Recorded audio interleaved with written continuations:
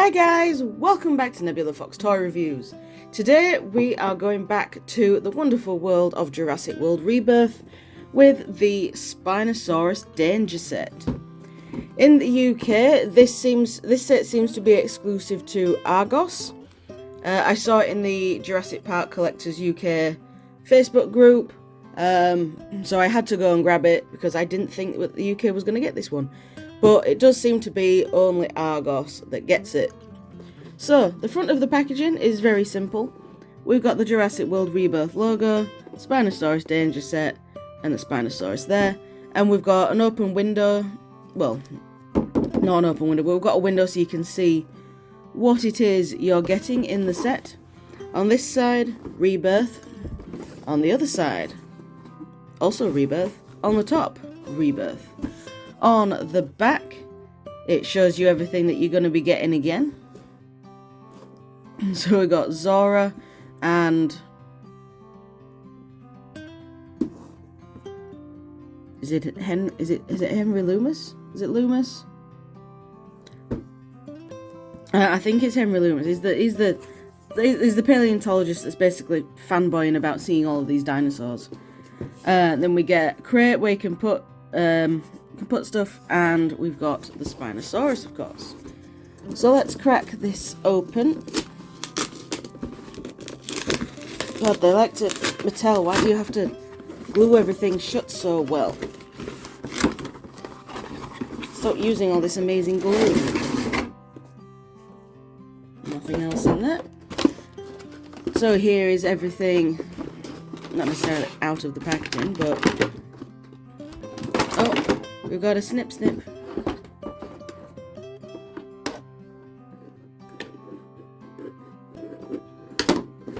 There we go. And then let me just get these cable tie things. This is a lot of packaging. So we've got the box of goodies. We've got the Spinosaurus. Does the Spinosaurus have any snips? We do. Right. I'm going to very quickly pause this, get everything out of the packaging, and then I'll be back. Alright, everything is out of the packaging. So, Spinosaurus I am going to just put to the side and we'll come back to that because that is the main focus of this set, really. So we'll start with the human characters. So we've got Zora and Loomis. We'll start with him. His head's a bit wonky. There we go. So we'll start off with the Henry Loomis character. I'm pretty sure it is. I mean, I know it's the paleontologist, but I'm pretty sure I'm pretty sure that's Henry. So they've actually seemed to have gotten a pretty good likeness to the actor on these. They're definitely improving with their human characters each time they bring one out. Because this one actually looks pretty nice. He is literally just dressed like Dr. Grant, though. Because come on, Dr. Grant had the blue shirts and these coloured trousers. So, he's literally dressed like Dr. Grant now. But it's still pretty cool. For articulation, his head is on a ball joint. So, he don't get much up and down. But he can look side to side. His arms can go all the way out. So, he can indeed T-pose. And you can also do a full 360. His elbows do have a bend, but there's not much of a bend in this. You can probably get about 90 degrees, and then you can break his arm to make it go the other way, and that's also obviously a swivel. And get his arms out of the way. He does have a waist swivel, which is nice, and then the legs can go almost all the way forward, but not all the way back because his arse is in the way. The knees have, I'd say, just under 90 degrees of bend, and that is also a swivel. And there's nothing at the feet. So he doesn't have any like ankle tiltage or foot rotation or anything like that. So that is Henry Loomis. We'll lie him down over there. Because getting these human figures to stand is a bit of a pain in the butt. Now we'll move on to Zora. Let's loosen her head up a bit. So she has this grenade belt. I was going to say gun belt, but it's not. It's a grenade belt. You can take it off because it is loose. But I know that if I'm... You know what? Screw it. I'm going to take it off. I was going to say if I take it off I'll lose it, but I don't think I will. It doesn't really want to come off. Okay, she's keeping the belt. I'll be able to take it off later when I'm not messing with the camera. So this figure's likeness to Scarlett Johansson, it's pretty decent. I feel like his figure is better, but you know, this figure ain't so bad. There we go. The freaking eyes are shiny as fuck. And we do have the ponytail, so her head movement is going to be a little bit limited. But once again, she doesn't really have any up and down. But she does have side to side. Oh wait. No, her head could do a full 360 if you wanted it to. Arms can obviously do a full 360, and she can also T-pose. Elbows will probably have a better range of movement. Yeah, so you got 90 degrees in the elbow, and you can also break her arm to make it go the other way. Arms up. We do also have the waist swivel again, and then legs can go all the way forward. Oh, even less backward movement in these legs. She got a bigger ass. And then we've got, once again, 90 degrees in the knee, and it's a swivel. So that's Zora. Get over there. We have our little yellow case just to store things in. So there's nothing special about it. There's no paint on it. It's just a yellow case. And then for accessories, we've got a little knife, or a utility tool as they've been calling it a lot. Stick that in there. We have the world's smallest flare gun, which is also unpainted. Stick that in there. And then we have this big rifle, which can that break apart? Oh, so it can. Oh, the rifle can break apart. That's interesting. I'm not going to have it break. It's probably so it can actually fit in there, because otherwise it can't. Wait, can the scope fully come off? No. So we've got a rifle that can break up so it can actually fit in here.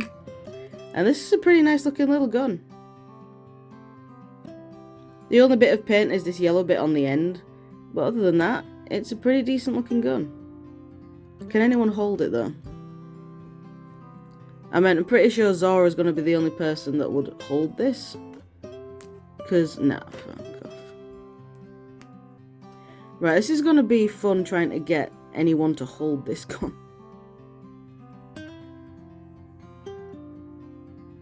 Come on, Zora, guns are your thing in the film. There we go. So she can hold the gun. I did have her holding the flare gun earlier, so she can hold that as well. Yeah, she can hold that, and she's not going to let go of it. So I'll take that. A lot of the figures that can hold guns have very loose grips on the guns. So it's almost pointless them actually coming with the gun because they can't hold it. But she can, so I shall give her that. Both those over there, and we'll bring the Spinosaurus in. So this is the main bit. The main thing that everyone will buy these sets for. Because you can get a Loomis and a Zora in the standard story packs, which I'll be reviewing at some point. But this is the Spinosaurus. And this is a really cool figure, actually. It's a basic one, so there's no electronics or anything in it. There's no action feature. It's purely just solid toy with articulation, so you can put it in different poses. So if we have a look at the eyes, they are painted very nicely. Centered perfectly. These eyes have been painted perfectly. So that is cool. I like that. Because normally with Mattel dinosaurs, one eye will be placed nicely and then the other one will be pierced. If we just open the mouth up, inside the mouth, so the tongue's been painted. Or the tongue is part of the lower jaw piece. So it's all moulded in that colour. Same with the upper jaw, it's a separate piece, and those things. The teeth are separate pieces as well, and they are the soft rubbery material. So they're able to give them the sharper look. And you also won't need to worry about paint chipping because they are not painted. I love the freaking yellow markings that are going down the spine and also along the tail with the stripes, because there's like 5 Spinosauruses in the film. We see 4 of them swimming around attacking the boat with the Mosasaurus, and then there's the one on the beach that was sleeping and then it gets up and walks away and then attacks that other girl. I've only seen Rebirth once. I can't remember characters' names apart from Zora and Loomis. But yeah, it's a pretty cool Spinosaurus. For articulation, you can open and close the mouth. So both jaws are articulated and they are separate from each other. So you can have, you can have just the bottom jaw open. You can have just the top jaw open. Or you can have them both open for a wider bite. The neck is on a ball joint. But you can't really do, like, rotating the head. So it can't really do that. But you can look up that far, so it's pretty much looking straight forward. It can also look down, and then you do get some decent side to side as well. You just can't get that bit really. Arms can go forward and back. I'm holding it by the legs, so that's not working. Arms can go forward and back, but not out to the side, so that's just forward and back for the legs. For the arms even. The legs can also go forward and back, but not in and out, so that is just for the legs. Feet can rotate as well, but I don't really know why you'd need to do that unless you're having trouble balancing it. Let's move the legs forward. Tail is, once again, it's on a ball joint like the head, but you really can't get much. So you can get a little bit of side to side. You can get more going that way than you can going that way. And you can also get a little bit of up and down, more up than down. But you know, it is what it is. So that's that. That is, oh, wait a minute. We also have the scan code. I forgot about that. These dinosaurs have the scan codes on the feet. I think they've done this to stop people basically scanning the figures into the app without buying them. Because when they had Dominion and they had them on the little like trapdoors and stuff, they always had the code facing outwards. So you didn't necessarily have to buy the figure and get it out of the packaging to scan the code. So you could literally just go around the stores and scan the dinosaurs. Whereas now, for Rebirth, because they put them back on the feet, you have to buy the figure basically to be able to get it. Especially this one, because you can't even position the legs to scan it because, it's in a box. But yeah, there's the scan code for this Spinosaurus.